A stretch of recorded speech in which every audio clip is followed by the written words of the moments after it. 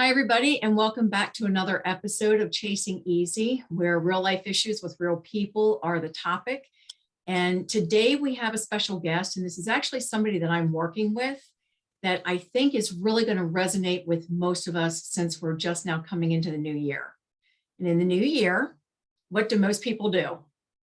Right? They have resolutions.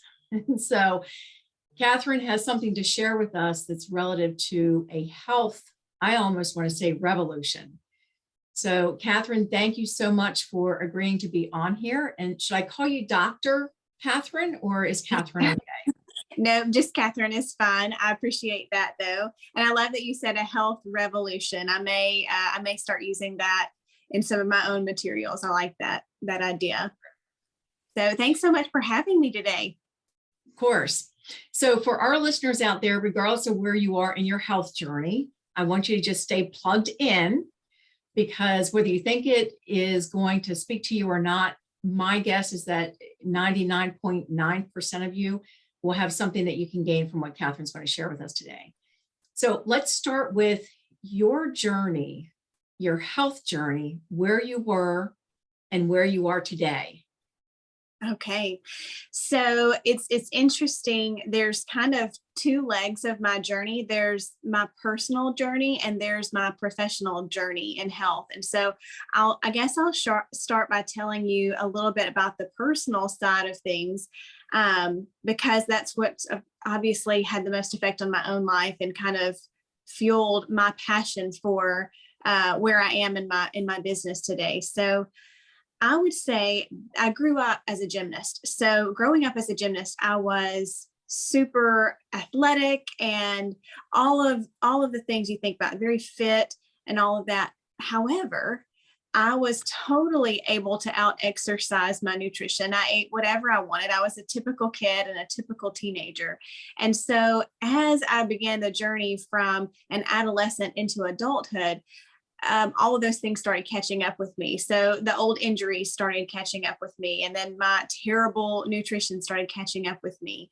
And meanwhile, I was becoming a pharmacist. So I was in the healthcare field, but it's so different kind of being a healthcare provider and then working on your own health. It's just almost like compartmentalized. It's almost like two separate things. Like you don't always apply everything to your own life. And so I came to the point in my life where I'd had my first child, and she is turning 13 this year.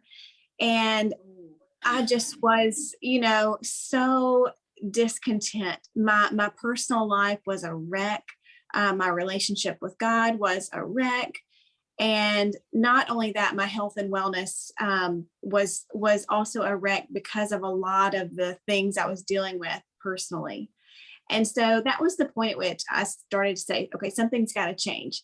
And so when I did begin changing, it was a little bit messy, because change is always a little bit messy when we start, right? So for several years, I did the yo-yo diet thing. I was trying to figure out what would work for me. And I was always either just on or completely off. I was always perfect, or I was just, doing all of the bad things at once. So what I compare that to now, what I realized what I was doing is that I had all of these desires for these unhealthy things. And so whenever I tried to get healthy, I would hold that desire down like it was a spring, and I could just only hold it for so long. I only had so much willpower. And so then whenever I let off, it just sprung out of control. So let me stop you there real quick, because you're hitting on, I'm taking notes. My hand is cramping. There's so much that you just packed into those couple of minutes that you just shared. And one of them that first struck me is something that I used to think is that I can out exercise my bad eating habits. Yeah. And you're right. When you're young, that's what it feels like, but you don't realize that your output is 10,000 calories. Your input might be 3 or 4. And so it's easy to think that you're out exercising your bad eating habits, right? Right. Now, you also said something else about injuries, and that is that when you're younger, you recover much quicker. Mm-hmm. When you get older, or I like to say more mature. I don't like to use the word older. So I'm still in denial at 59. But your injuries, it takes you a little bit long to recover too. Knowing all of that, and also going through your track of becoming a pharmacist and getting the science behind what's happening to our body, what would you say to the person who's listening that thinks that it's an all or nothing game, that it's either all in or nothing? What would you say to that person?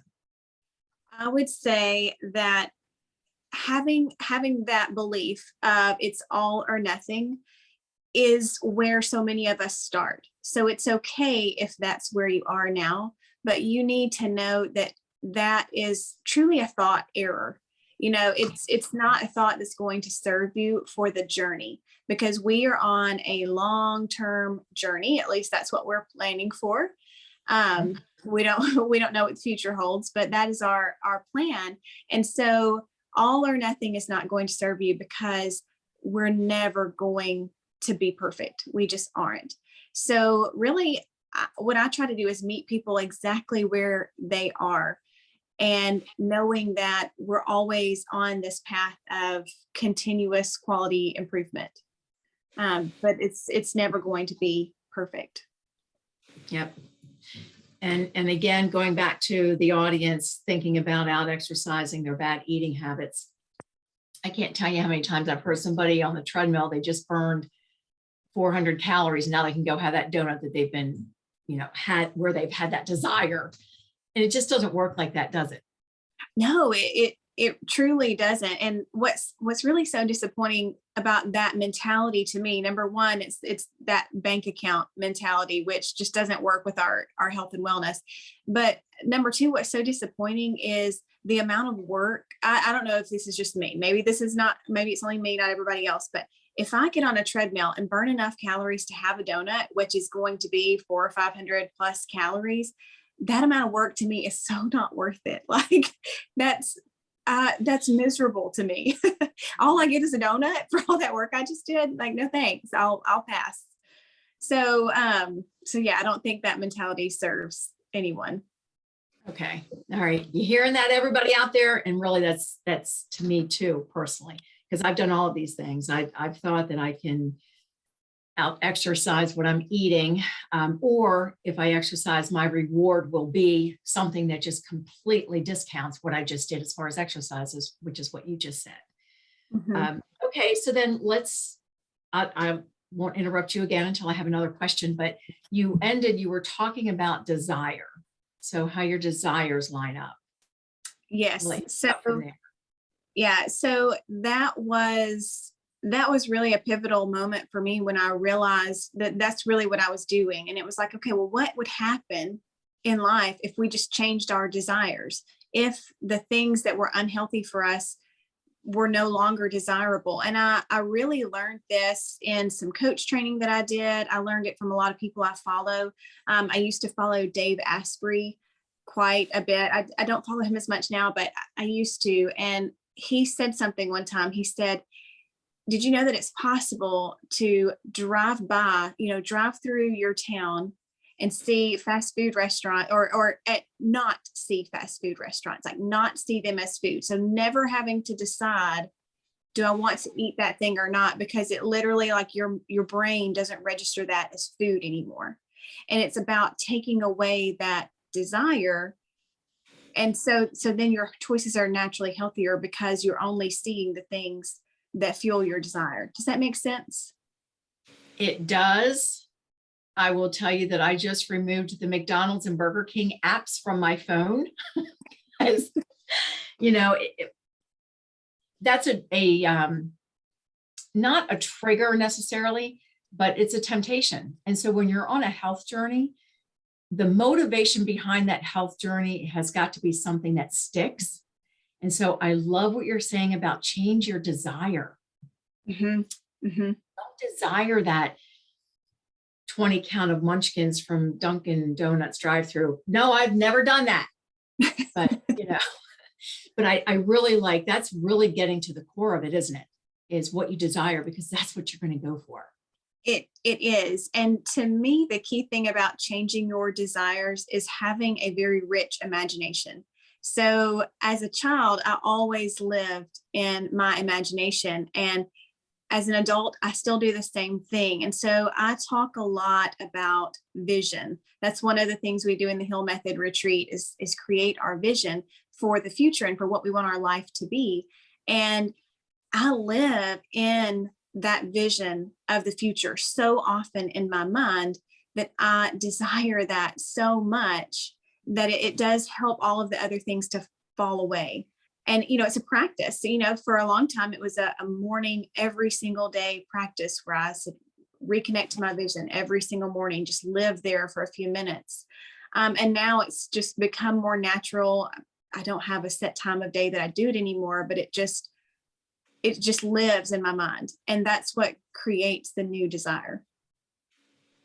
So would you say that consistency is really what's going to trump in order to build a new desire, you've got to have consistent behaviors, small little habits, right? You talk about atomic habits. Mm-hmm. Would you say that that's probably for somebody who's listening right now, who has struggled with the yo-yo dieting, and I am one of them, what do you think that is what's going to help them the most is consistency in changing it? And is it going to be perfect? So no, it's never going to be perfect, but consistency is the key. And here's the thing that I notice. Everyone says, I've got to be consistent. I know that I've got to be consistent. And what they don't realize, I think so many times, is that the key to consistency is holding that vision, it completely living that vision and becoming that version of yourself. Just the other day in the Optimized Life, we were talking about belief.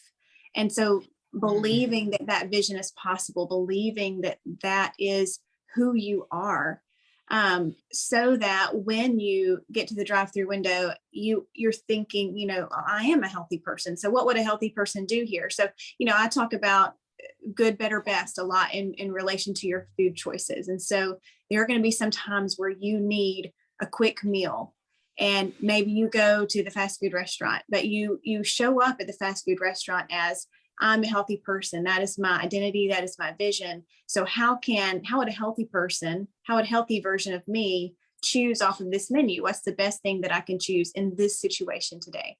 So to me, that's where the not perfect comes in. Probably anything that you're going to choose at the drive-through is not going to be the best food that's out there. But in the situation you're in, how can you make the best choice of what's available? Does that make sense? Oh, it does. And I think I can feel people that are listening to this, their shoulders just dropped, they've relaxed, and they said, okay, I can do that if it's good, better, best with my food choices, instead of beating myself up because I made a poor choice, which is, maybe I'm the only one that has ever done that, but I knew that there was probably something better, but I chose not to. So I think that by stating that, you have just given some freedom to a whole bunch of people that are listening that have condemned themselves for the situation they're in. And starting with the vision, and then lining up the vision with the desire, and then being consistent through your practicing of that vision is going to lead you to the ultimate person that you want to be. Would you agree with that trend there? Did I name them right? You did. And the only thing that I would add to that we haven't discussed yet is making decisions ahead of time. So thinking about making plans for what are you going to choose, even when you're at the drive-through. What are the things I know that one day I'm going to end up at the drive-through? What could I choose on the drive-through day? That would be, so that you're making it from that part of your brain that really has your best interest at heart. So what you're talking about there is really being proactive versus reactive. Yes. Because everything is a choice, right? And we're the ones that are responsible for those choices. And I love if you come at it from the place of, I am a healthy person. This is the situation that I'm in right now. What's the best option that I can make at, like you said, a fast food restaurant? And I know that we're working on meal planning, which really makes my skin crawl because I've never done it. But what I'm finding, just being the first week into it, which I think is probably going to be the toughest, it is actually very freeing and encouraging because I don't have to think about it. I think about it one time. I know what I'm going to do for the week. I've prepped like 3 days in advance, so I'm not held prisoner to the kitchen.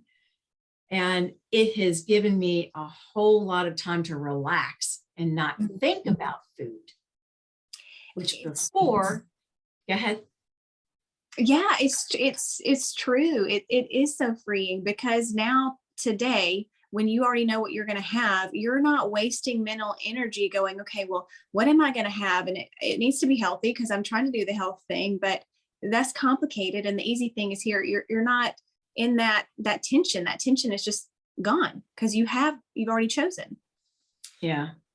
And that if there's anything that I have learned, it's that if you do plan it in advance, even if you don't execute it perfectly, knowing that you have planned it, you just do it better next week or do it better tomorrow than you did today. Do it better tomorrow than you did today, and not completely throwing the towel in, which is really what my mentality was, is it's all or nothing. Either I'm going to do it all perfectly or I'm not going to do it at all. Or if I have one slip, well, I might as well just go back to what I was eating before. And that doesn't serve me. It hasn't served me. And so Right. Is that normal? Oh, absolutely. Absolutely. And I think, and I said this in the beginning, I think that's where almost everyone starts when they truly are trying to make that lifestyle change.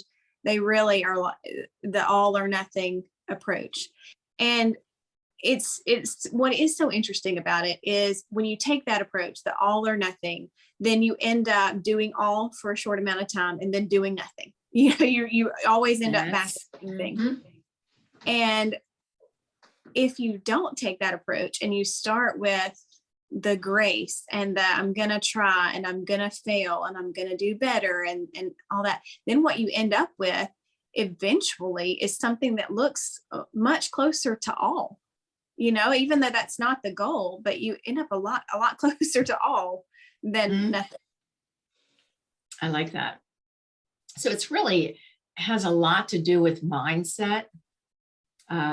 A lot to do. I almost think that your upbringing and how you associated with food in your upbringing kind of dictates or forms where you are today. So I know in Italian families, because I've got friends that are Italian, I would probably put them under the food pusher label. So, you know, every time you would go to her house, it was like, all right, what do you want to eat? Well, I just ate, I'm good. No, look what I just made. Look at these cannoli. Let's have a couple of cannoli. Here's some tiramisu, you know, whatever it was. So there's different reasons why we eat when it is not planned. And I think that's just key. Now, you mentioned two things. You mentioned the Heal Retreat and you mentioned the Optimized Life. Is that the second leg of what you're going to go into? So yeah, I'd be happy to share a little bit more about both of those. So the Heal Method Retreat is a week-long free virtual event where really what I'm doing. Did you say free? I said free. Free. Totally free. It's kind of a service first method. So for people who are thinking about working with a health coach, or maybe even for people that know that they could never afford to work long-term with a health coach, but they want somewhere to get started, that's what the Heal Method Retreat is. So for people considering working with a health coach, it's kind of like a free sample. And for those that are like, hey, I just need someone to help me get started, it's that for them. So it's a week-long virtual event where each night we take a different area of your health and wellness, and we kind of break it down and help you put a plan together for that. So we talk about creating your vision, and we talk about nutrition, affirming your kingdom role. This is for Christian women. So we talk about our faith and how it fuels our health and wellness. And then finally, we talk about living in freedom and how much our mindset fuels our health in that when we have a lot of emotional strongholds, we tend to go to over drinking, overeating, overspending, and we don't really realize what's causing that. So that's what we cover towards the end of the retreat. And it's been a fantastic way for me to meet new people. I've met people from all over the world through it. It's been really cool. That's how we met. Yep. So how does somebody find you in that? How do they find the Heal Retreat? So you can go to my Instagram, which is at Your Own Wellbeing, and you can find the Heal Retreat link through Instagram. Is kind of the easiest way to get to that. Okay. And Terrific. then the Optimized Life was the other thing that I mentioned.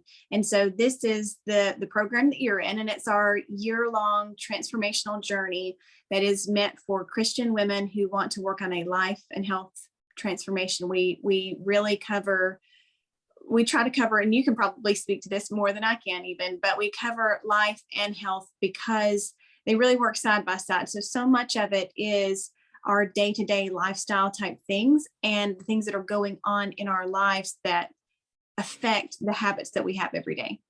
And so that's what we cover in the Optimized Life. And you'll mention that if somebody wants to join the Heal Retreat, you'll mention that towards the end of the retreat so that people can get specifics on that. But I will touch on that in a minute because I went through the Heal Retreat twice. Once wasn't good enough for me.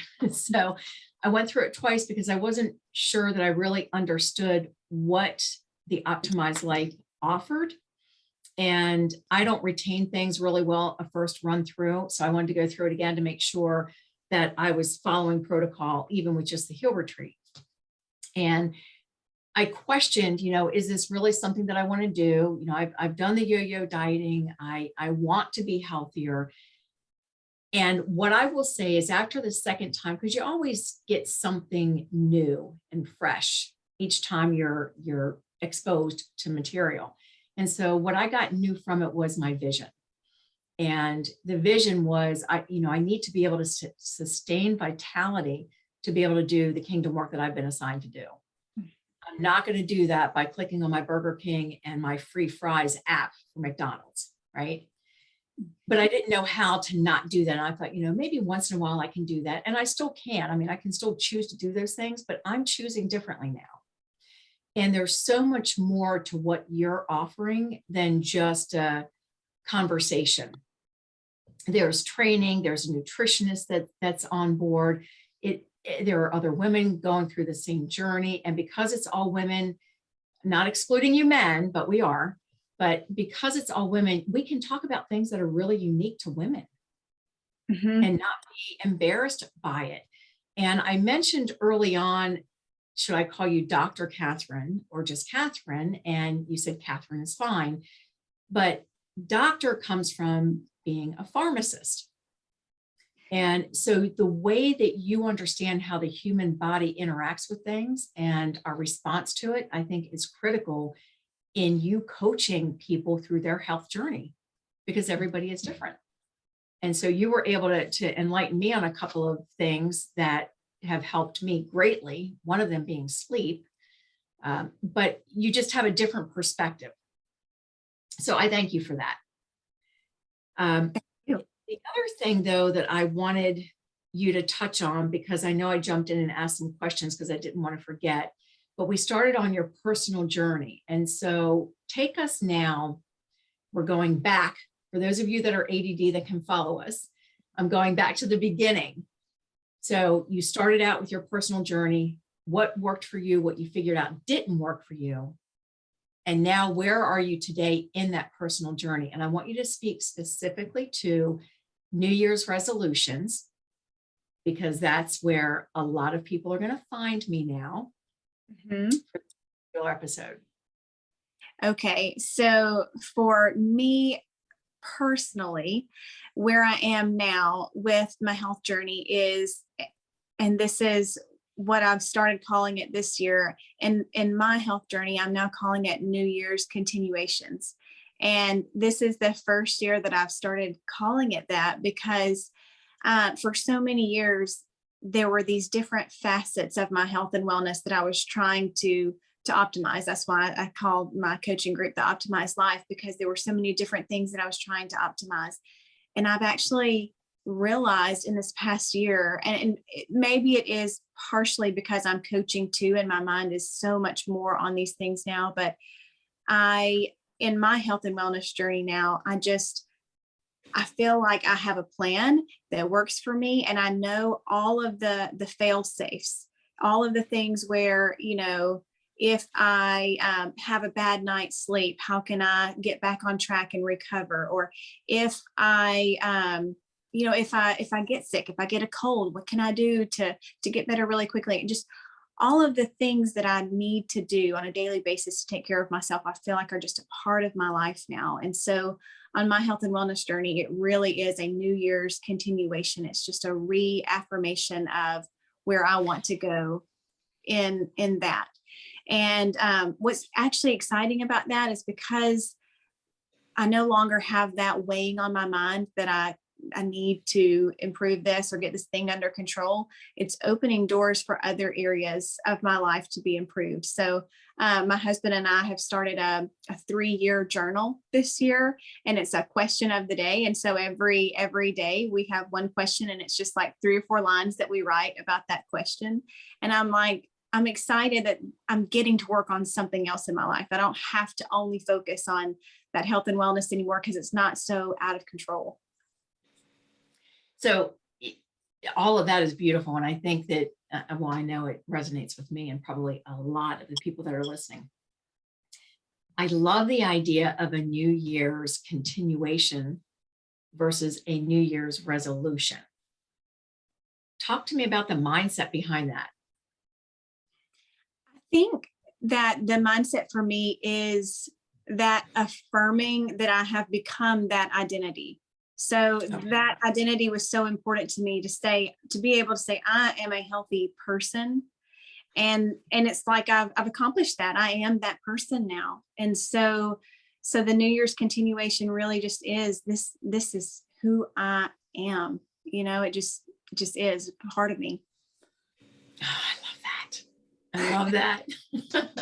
I'll get there with your help. I'm going to get there this year. Well, and to add on to that, I do have New Year's resolutions, but at this point, a lot of those are related to my business and big goals and dreams about growing that. And growing a business is a lot of self-discovery of, where is my confidence and a lot of things of that nature. So I'm still growing, but that other part I feel like is kind of conquered for the moment. And from the time that you decided that you needed to make a change for your health to where you are now, that it's now just a continuation of the habits that you've established, what kind of timeline was that? I would say, honestly, it was about 7 years. Okay. Yeah, we need to be honest here. Yeah, there were probably about 7 years where I would get one thing, it was almost like that game with the hammer and where the little things popping up, Whack-a-mole. Yes. Whack-a-mole. Yes. It was like that. So I would get one area and then something else would come up, and I'd get one area and something else. So just being mindful of all of that and giving myself the grace to just keep going and just figure it out, and we're going to get there, was really important for that journey. So you sharing that, and thank you for that transparency, that it took you 7 years really to get to this place. I heard myself kind of let out a sigh. And I am sure that there are people that are listening that are like, oh, okay, so I don't have to do it in 3 months, lose all the weight that I want to lose in 3 months, because that's yo-yoing, right? You're going to get it back. But knowing that it's actually a transformational process. It's not a microwave. This is a marathon. And knowing that you've now conquered that, I love that word conquer. Now that you have conquered that, now you're moving on to the next thing. So let me ask you, what would you say to the person listening that says that they have a goal, they've got a wedding in June, they want to lose 20 pounds before that wedding in June? What would your advice be to that person? So whenever someone has an event that they want to lose weight for, I don't think there's anything wrong with working towards losing weight before an event. However, when I would ask them, do you want to do this for the event, or do you want to do this long term? And most people will say that they want to do it long term, but there's the urgency of this event. And so what I like to happen is for just to kind of allow people to work towards that event, because that is a real thing in their life, but also to emphasize that there is no, if you start from loving yourself first and then making the change, there's no reason to rush to a result. There's no reason why you have to. You're not going to be more valuable at this event. You're not going to be better at this event or any of those things just because you've lost the weight. You're just as valuable now and just as worthy now and all of those things as you will be then. But if this is something that's really worthwhile, then commit to continue working on it and take the timeline off of the expectation of the result. If it's worth it for the event, it's worth it long term. Like let's get there, but let's just take that timeline off. Okay. Anybody listening, sometimes I'll tell you, go ahead and put it on 1.5 speed. I would say keep it at 1 speed and take notes, replay as much as you can, because there's so much richness in what you're sharing. We often have that sense of urgency. We've got to get it done within a certain period of time. But what I'm really hearing you say is when you start from the place, like you said, of loving yourself, that your value is not attached to the number on the scale or your pant size, I'm adding that in there, then you're giving yourself the permission and the grace that you need to succeed. And that's what all of us need to hear. Mm-hmm. That we are valuable right where we're at. We are worthy right where we're at. Girl, love those thighs. If you don't have a thigh gap, it's okay, right? We don't need to measure up to what society is saying makes us valuable. Mm-hmm. So I love that you said that. I guess the other part then, the second leg, we touched on is there anything else before we move on? Is there anything else that you want to add to that section? Anything that you want to throw in there that you think would talk to the audience? No, I don't know. I think we're good. I think we're good on that part. Okay. So then moving on to the other leg, to the business. I know that we've touched on some of it, but I want you to go ahead and we'll wrap this up with the business and whatever you want to talk about there and cover there. And then I'll throw in some things if I can, if I have anything to add value. Yeah. Well, what's interesting to me about my professional path is how I feel like I've just been digging and digging and digging for years. And it's all come full circle. I grew up in church my entire life, then was out of church for a while. And then professionally, I became a pharmacist because I wanted to help people.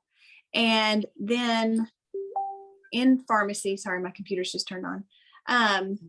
In pharmacy, I felt like I was just, like pushing these pills all the time and people were not really getting better. I didn't really feel like I was helping people the way that I wanted to. And so from there, I moved towards functional medicine. And for those that don't know, functional medicine is where we try to find the root cause of health issues instead of just treating symptoms. And we try to find the root cause and rectify that and then move forward.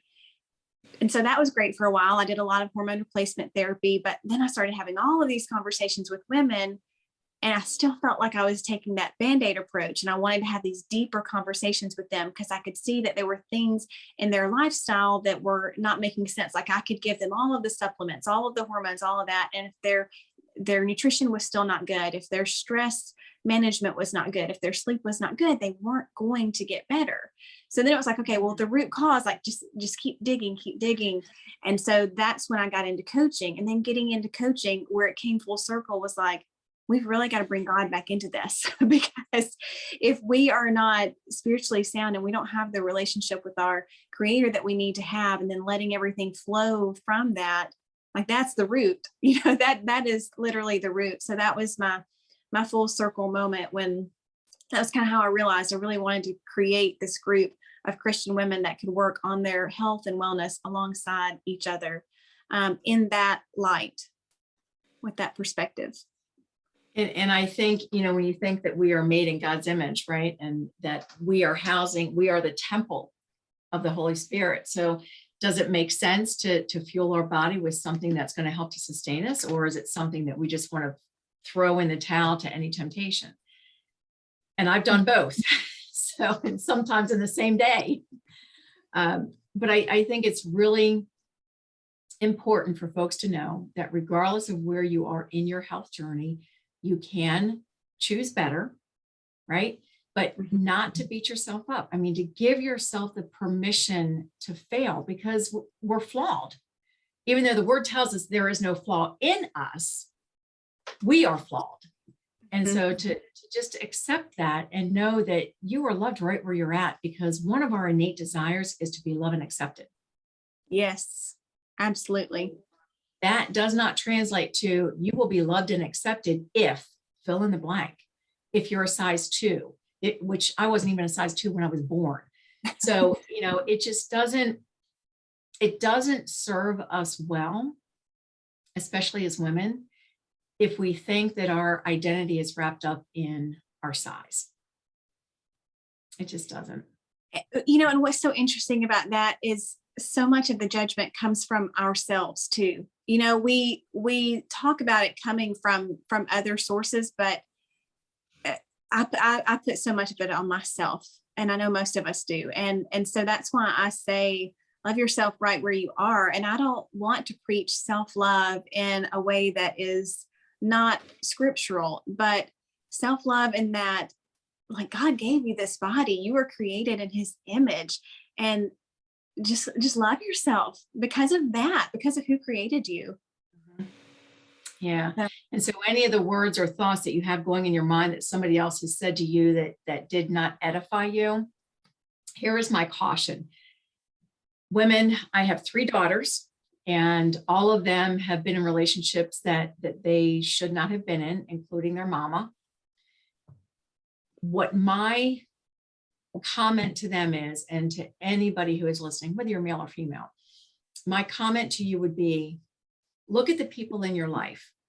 If they don't enrich your life, you need to think about those relationships. And I want to leave you with that thought, because you don't need to hang around other people. Now, the other side of that is that, are you enriching other people's lives? So surround yourself with people that you are encouraged by, that hold your feet to the fire, that will rebuke you if you need it. You don't want somebody that's always agreeing with you, because then you'll never know how to improve, right? Mm-hmm. And that goes for our health journey as well. So if you would, when we're wrapping, one last thing is just to give us that Instagram handle again so that folks can find you. Yes. So it's at your own well-being. Is at spelled out, or is it the ampersand sign? Just the ampersand sign. Mm-hmm. Okay, terrific. Well, thanks again, Catherine. I appreciate your time. Thank you so much for having me. It's always fun when we get to chat. It is. All right. And we always go over time. I don't know. There wasn't a time limit here, but we do always go it. We do. All right. Thanks so much. Okay. Go in your business. All right. Bye-bye.